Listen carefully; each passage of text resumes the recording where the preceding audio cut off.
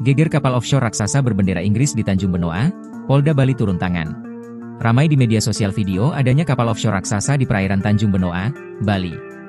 Salah satu postingan yang mengunggah informasi tersebut adalah akun TikTok Cilaca pada Sabtu, 8 Maret 2025. Ramai di media sosial penampakan kapal sejenis offshore di perairan Tanjung Benoa, Bali, Jumat 7 Maret.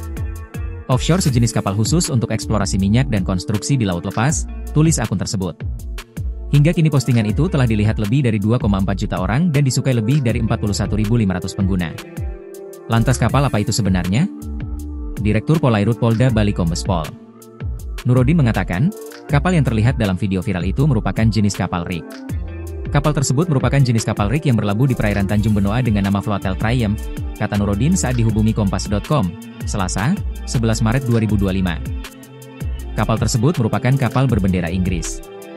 Menurut dia, kapal ini dirancang untuk memenuhi sebagian besar persyaratan untuk operasi lepas pantai.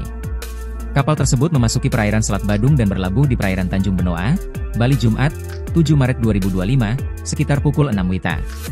Kegiatan kapal tersebut antara lain kreu canggih, profison, dan bunker, ujar dia. Kapal selanjutnya bergerak kembali menuju Australia untuk selanjutnya berkegiatan di sana.